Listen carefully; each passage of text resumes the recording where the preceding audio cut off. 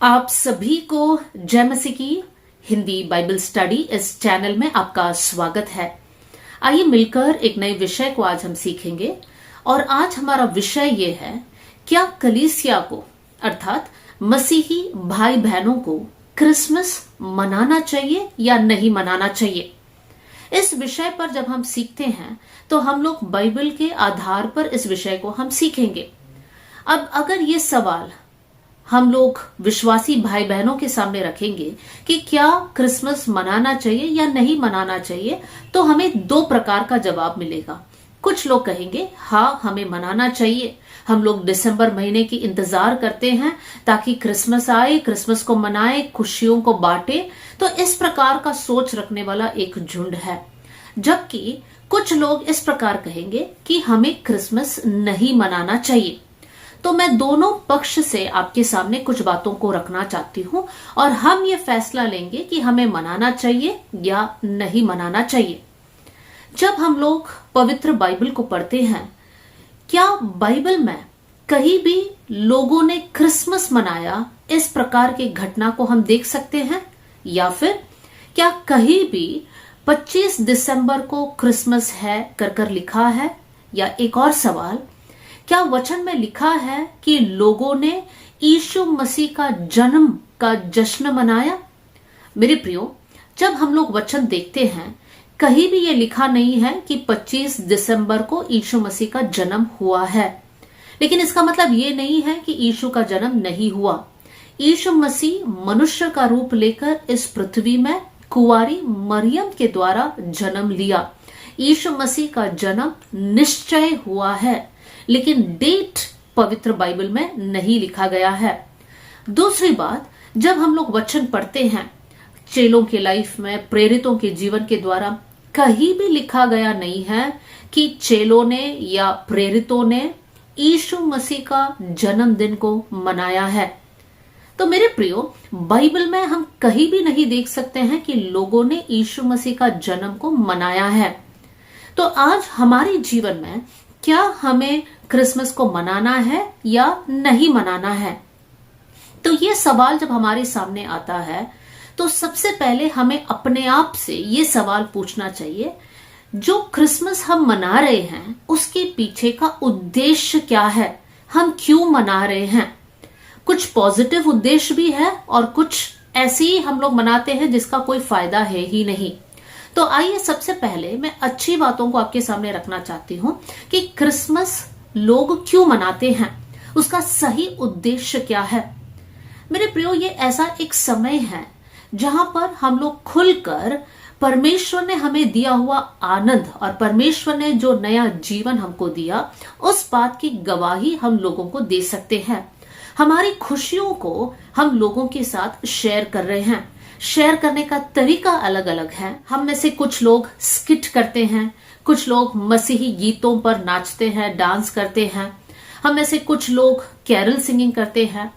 तो ये सारी बातें अगर हम लोग सही उद्देश्य के साथ करेंगे तो ये हम लोग परमेश्वर की महिमा के लिए इस्तेमाल कर सकते हैं और साथ में ये लोगों की आशीष में बदल जाएगा। इसका मतलब जो स्किट हम करते हैं उसके पीछे एक अर्थ होना है। वो सिर्फ हमारी एंजॉयमेंट के लिए नहीं है, लेकिन वो स्किट या वो ड्रामा हम इसीलिए करते हैं, वो नाटक हम इसीलिए करते हैं ताकि परमेश्वर का एक संदेश हम लोगों तक पहुंचाए। प्रभु ने जो हमारे जीवन में किया हुआ कार्य, या परमेश्वर का जन्म किस लिए हुआ, या यीशु मसीह इस पृथ्वी में क्यों आए, इस संदेश को हम स्किट और डांस के जरिए लोगों तक पहुंचा सकते हैं। लेकिन इसका नकारात्मक बात यह है कि बहुत से वक्त जो ये डांस कर रहे हैं या जो ये नाटक कर रहे हैं, वो लोग ये नहीं सोचते हैं कि देखने वाले लोग आशीषित होना है। वो लोग अपनी एंजॉयमेंट के लिए करते हैं या फिर दुनिया के तरीके के अनुसार करते हैं। मतलब उसमें परमेश्वर का भय नहीं है, परमेश्वर का संदेश नहीं है, वो लोग हल्ला कर रहे हैं। तो हमें इस बात का ध्यान देना है कि जब हम लोग क्रिसमस प्रोग्राम्स चलाते हैं तो किस उद्देश्य के साथ चला रहे हैं। अगर हमारा उद्देश्य यह है कि परमेश्वर की महिमा करना है, परमेश्वर का प्रेम लोगों तक पहुंचाना है, तो उसके पीछे एक तैयारी है और तैयारी में बहुत प्रार्थना जुड़ा होता है। हमें प्रेयर करना है कि प्रभु, जो हम लोग नाटक करते हैं, जो हम संदेश लोगों के सामने रखते हैं, वो संदेश लोगों का हृदय को छूने पाए। वो परमेश्वर का प्रेम है। साथ में कुछ सामाजिक मुद्दों को भी लेकर हम लोग नाटक कर सकते हैं, जैसा नशा एक बहुत बड़ा प्रॉब्लम है। स्मोकिंग हो, ड्रिंकिंग हो, ड्रग्स हो, इवन मीडिया के साथ जो एडिक्शन लोगों का है, इंटरनेट का इस्तेमाल लोग करते हैं, या फिर जो एजुकेशन सबको मिले, सबको शिक्षा मिले, इत्यादि सामाजिक मुद्दों को भी लेकर हम लोग नाटक या डांस के रूप में लोगों के सामने प्रस्तुत कर सकते हैं। लेकिन हमारा मकसद क्या है? हमारा मकसद एक ही है कि इस स्किट और डांस के जरिए परमेश्वर की महिमा होना है और लोग परमेश्वर का प्रेम या परमेश्वर देने वाला छुटकारा को वो लोग अनुभव करें। तो आप और मैं इस बात को डिसाइड करना है कि अगर हम क्रिसमस प्रोग्राम्स कर रहे हैं, अगर हम क्रिसमस की खुशियां लोगों तक दे रहे हैं, तो किस मकसद के साथ और किस उद्देश्य के साथ और उसके पीछे कितनी तैयारियों को हम लोग करते हैं। दूसरी बात, क्या हमें क्रिसमस मनाना चाहिए? ये सवाल को जब हम सुनते हैं, हमने इतनी बात को देख लिया कि सही मकसद के साथ हम परमेश्वर का वचन, परमेश्वर की खुशी को या एक सामाजिक मुद्दे के इंपॉर्टेंस को लेकर हम लोगों के सामने रख सकते हैं। लेकिन जब हम क्रिसमस बोलते हैं, इसके साथ बहुत सारी बातें जुड़े हुए हैं, जैसा सैंटा क्लॉस हो गया, क्रिसमस ट्री हुआ, इवन लोग एक दूसरे को केक गिफ्ट करते हैं, गिफ्ट्स को खरीद कर अच्छे से रैपिंग कर कर गिफ्ट्स को एक दूसरे को देते हैं। लोगों के लिए एक खुशी का समय है, अच्छी बात है, लेकिन हमें कुछ बातों पर ध्यान देना है। जब हम लोग बोलते हैं कि एक दूसरे को गिफ्ट देना है या एक दूसरे को केक देते हैं, क्या ये हमें करना चाहिए या नहीं करना चाहिए? मैं कुछ वचन को आपके सामने पढ़कर सुनाना चाहती हूं, जिससे हम लोग इस बात को समझ जाएंगे कि हमें जो गिफ्ट्स देना है, किसको देना है, और जो हम करते हैं क्या वो प्रभु के वचन के अनुसार है। जो वचन मैं पढ़ना चाहती हूं वो है लूका के सुसमाचार अध्याय 14 आयत 12 से लेकर 14। Luke 14 verse 12 to 14। यहां पर यीशु मसीह कहता है, जब तू दिन का या रात का भोज करे तो अपने मित्रों या भाइयों या कुटुंबियों या धनवान पड़ोसियों को ना बुला, कहीं ऐसा ना हो कि वे भी तुझे नेवता दे और तेरा बदला हो जाए। परंतु जब तू भोज करे तो कंगालों, टुंडों, लंगड़ों और अंधों को बुला, तब तू धन्य होगा, क्योंकि उनके पास तुझे बदला देने को कुछ नहीं, परंतु तुझे धर्मियों के जी उठने पर इसका प्रतिफल मिलेगा। यीशु मसीह ने हमें क्या सिखाया है कि जब हम लोग भोज करें या पार्टी दे या किसी को कुछ दे, हम लोग यूजुअली क्या करते हैं? हम लोग हमारे अपनों को देते हैं, गिफ्ट्स खरीदकर हमारे रिश्तेदारों को देते हैं, हमारे अपनों को देते हैं, हमारे कलीसिया के लोगों को देते हैं। लेकिन परमेश्वर का वचन हमें यह सिखाता है कि जब हम लोग एक भोज को दे या जब हम लोग किसी को कुछ गिफ्ट्स दे, तो हम ऐसे लोगों को दे जो हमें वापस नहीं दे पाएंगे। मतलब जिनके पास वो क्षमता नहीं है कि वो भी गिफ्ट खरीद कर हमें दे, क्योंकि उनका आर्थिक लेवल, उनका सामाजिक लेवल उतना ही है। मेरे प्रियो, हमारे आसपास बहुत सारे ऐसे लोग हैं जिनके पास अच्छे से खाने के लिए भोजन नहीं है या फिर उनके लिए बहुत सारी सुविधाएं नहीं है। तो इस क्रिसमस सीजन में जब हम लोग गिफ्ट्स लेकर एक दूसरे को देते हैं, तो हमें इस बात का ध्यान देना है कि जब हम हमारे अपनों को देते हैं, वो लोग भी हमें वापस देते हैं, तो हमारे लिए कोई प्रतिफल नहीं बचा। लेकिन हम उन गिफ्ट्स को देखकर, या हमें ऐसे गिफ्ट्स को खरीदना है या ऐसे गिफ्ट्स को बांटना है, इवन केक बांटते समय हमें उन लोगों के पास जाना है जिनके पास ये खरीदने की सुविधा नहीं है। यीशु मसीह का शिक्षा ये है कि जो आपको वापस दे सकते हैं उनको देने से आपको कोई प्रतिफल नहीं है, लेकिन उन लोगों को वो दीजिए जो आपको वापस नहीं दे पाएंगे। तो मेरे प्रियो, हमें हमारा लाइफ को जांचना है, हमारे गिफ्ट्स, हमारे केक्स हम कैसे लोगों के बीच में बांट रहे हैं। अगर परमेश्वर के वचन के अनुसार हम कर रहे हैं तो आप कंटिन्यू कीजिए, नहीं प्रभु के वचन के अनुसार नहीं है और हम अपनों में ही करते हैं, हमारे लेवल के पड़ोसियों के साथ हम करते हैं, तो परमेश्वर का वचन कहता है उसमें कुछ भी फायदा नहीं है, कुछ भी लाभ नहीं है, उसमें परमेश्वर की आशीष आपके जीवन में नहीं है। तो हम क्या करें? हम जरा सोचें। एक और आयत को आपके सामने मैं पढ़ना चाहती हूँ, लूका का सुसमाचार अध्याय 6 आयत 33, the gospel of Luke chapter 6 verse 33। यहां पर हम पढ़ते हैं, यदि तुम अपने भलाई करने वालों ही के साथ भलाई करते हो तो तुम्हारी क्या बड़ाई, क्योंकि पापी भी ऐसा ही करते हैं। यीशु मसीह कहता है कि जो आपकी भलाई करते हैं, आप उनकी भलाई करते हो, तो उसमें कौन सी बड़ी बात है। मेरे प्रियो, इस बात पर हमें गौर करना है क्योंकि परमेश्वर का वचन बहुत इंपॉर्टेंट है। यीशु मसीह ये बात लोगों से पूछता है, तुम उनकी भलाई करते हो जो तुम्हारी भलाई करता है, तो क्या फायदा, उसमें क्या बड़ाई है, उसमें क्या आशीष है। मेरे प्रियो, हम प्रभु से प्रार्थना करें कि परमेश्वर हमें ऐसा मन दे कि ऐसे लोगों की हम हेल्प करें, ऐसे लोगों को हम गिफ्ट्स दे, या ऐसे लोगों के पास हम खुशियां मनाएं जिनके पास वो पाने की सुविधा नहीं है। तो आज हमारे जीवन को जांचे कि जो क्रिसमस को हम मना रहे हैं, जो गिफ्ट्स को हम दे रहे हैं, जो केक हम बांट रहे हैं, क्या सही उद्देश्य के साथ हम कर रहे हैं या नहीं। दूसरी बात जो मैं आपके सामने लेकर आना चाहती हूं, बहुत सारे क्रिसमस प्रोग्राम्स में हम लोग सांता क्लॉज को देखते हैं। क्या सांता क्लॉज यीशु है? नहीं, सांता क्लॉज यीशु मसीह नहीं है, सांता क्लॉज परमेश्वर नहीं है। और साथ में इस बात को ध्यान देना है कि सांता क्लॉज का जिक्र कहीं भी बाइबल में नहीं दिया गया है।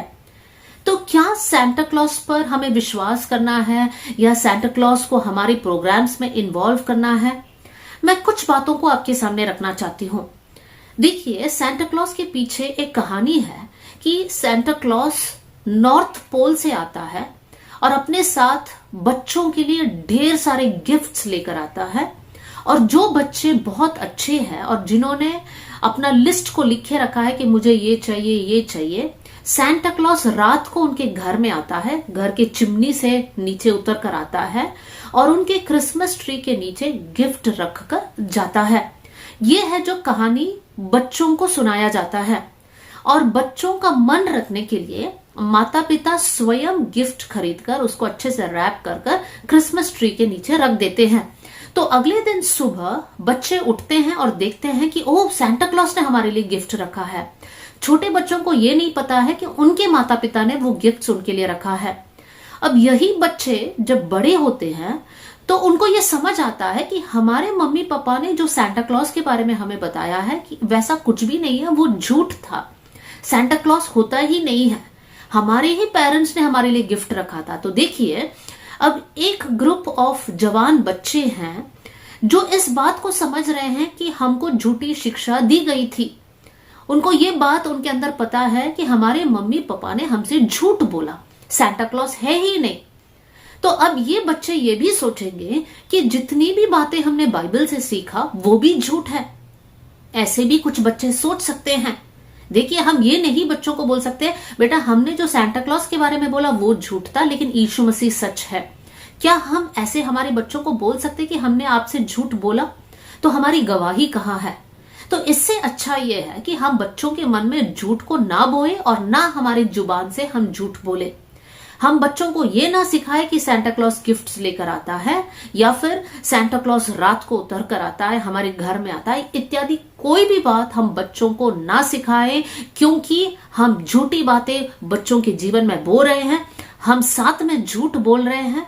शैतान झूठ का पिता है, तो अगर हम झूठ बोलते हैं तो हम किसके बच्चे हो गए? इस बात को समझना बहुत जरूरी है।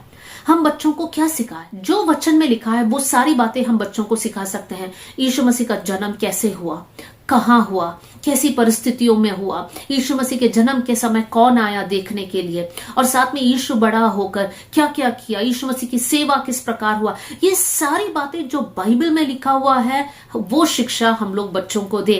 कोई भी काल्पनिक बातों की शिक्षा हम बच्चों के जीवन में ना दे, क्योंकि वो उनके जीवन के लिए लाभ नहीं है, वो उनके लिए हानि हो सकता है। अब तीसरा पॉइंट, क्या क्रिसमस ट्री को हमारे घर में रखना चाहिए? अब इसका भी जवाब हम लोग समझ गए होंगे। जब सांता क्लॉस आकर क्रिसमस ट्री के नीचे गिफ्ट्स रखता है, और ये बात हम लोग बच्चों को सिखाएंगे ही नहीं क्योंकि ये झूठ है, तो हम क्रिसमस ट्री क्यों लगाएं?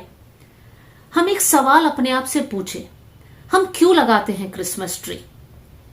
तो इसके लिए भी कुछ जवाब हमारे मन में हो सकता है। जो लोग क्रिसमस ट्री को अपने चर्च में या अपने घरों में रखते हैं, उनके लिए यह सवाल है कि आप क्यों रखते हैं। उसका जवाब भी है, कुछ लोग कहते हैं कि जब हम लोग क्रिसमस ट्री हमारे घर में रखते हैं तो लोग जब आते हैं उनको पता चलता है कि हम विश्वासी लोग हैं, हम क्रिश्चियंस हैं। लेकिन क्या वचन हमें यह सिखाता है कि क्रिसमस ट्री को देकर लोग हमारे विश्वास को पहचाने? नहीं, वचन में यह लिखा है कि तुम्हारे फल के द्वारा तुम्हें पहचाना जाएगा।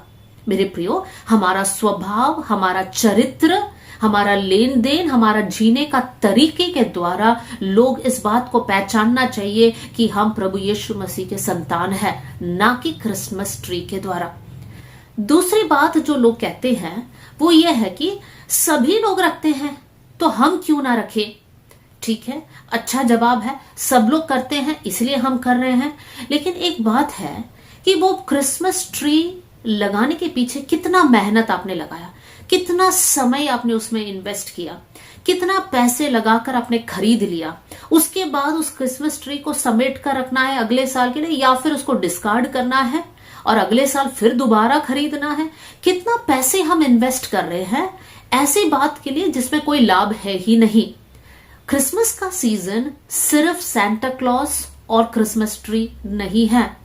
आपका समय का हिसाब परमेश्वर आपसे लेगा, आपके पैसों का हिसाब परमेश्वर आपसे लेगा, आपके जीवन का आपने जो कुछ किया सबका लेखा परमेश्वर आपसे लेगा। मेरे प्रियो, जो कुछ हम करते हैं परमेश्वर की नाम की महिमा के लिए होने पाए। एक आयत को मैं आपके सामने रखना चाहती हूं, पहला कोरिन्थियों अध्याय 10 आयत 23 और 24। First Corinthians chapter 10 verse 23 and 24। यहां पर इस प्रकार लिखा है, सब वस्तुएं मेरे लिए उचित तो है परंतु सब लाभ की नहीं। सब वस्तुएं मेरे लिए उचित तो है परंतु सब वस्तुओं से उन्नति नहीं। नेक्स्ट आयत 24वीं आयत, कोई अपनी ही भलाई को नहीं वरन दूसरों की भलाई को भी ढूंढे। मेरे प्रियो, सब कुछ करने का अनुमति तो है लेकिन उसमें लाभ नहीं, उसमें उन्नति नहीं। और पौलुस हमें यह सिखाता है कि हमें दूसरों की भलाई देखना है, दूसरों की उन्नति देखना है। कुछ लोग या कुछ विश्वासी भाई बहन हमारे बीच में ऐसे हैं जो विश्वास में कमजोर हैं। तो ये लोग जब देखते हैं कि ओ सांता क्लॉस है, क्रिसमस ट्री है, हो सकता है कल का दिन वो लोग विश्वास से गिर जाए। हमारे कुछ एक्शन के द्वारा या हमारी कुछ क्रियाओं के द्वारा कोई विश्वास से क्यों गिरना है? तो हमें यह सोचना है कि मैं अपना समय सही बातों में इन्वेस्ट करूंगी, मैं अपने पैसे सही बातों में इन्वेस्ट करूंगी। वो जो क्रिसमस ट्री खरीदने का पैसा है या जो उसका डेकोरेशन का पैसा है, मैं उस पैसे को कुछ लोगों को दे सकती हूँ जिनके पास खाने की सुविधा नहीं, या स्कूल जाने की सुविधा नहीं, या फिर एक किताब खरीदने की सुविधा नहीं। हम हेल्प कर सकते हैं। हम वो पैसों से क्रिसमस ट्री लगाने के बदले हम किसी की मदद कर सकते हैं। मेरे प्रियो, यह शिक्षा कठिन है लेकिन हमें याद रखना है, यीशु मसीह ने हमें इसलिए बुलाया है कि हम उस सकरे मार्ग से चलकर अनंत जीवन तक पहुंचे। बहुत सारे लोग हैं जो अपने आप को क्रिश्चियंस कहते हैं, कैरल सिंगिंग के समय में भी ड्रिंक किए होते हैं, नशा कर कर सिंग करते हैं। मेरे प्रियो, क्या परमेश्वर की महिमा ऐसी बातों से होती है? तो हमें ध्यान देना है। यह सवाल अपने आप से पूछे, क्या क्रिसमस मनाना चाहिए? अगर आपका जवाब है कि हां, परमेश्वर का संदेश, परमेश्वर का प्रेम अगर मैं लोगों तक इस समय पहुंचा सकती हूं तो मैं क्रिसमस मनाऊंगी।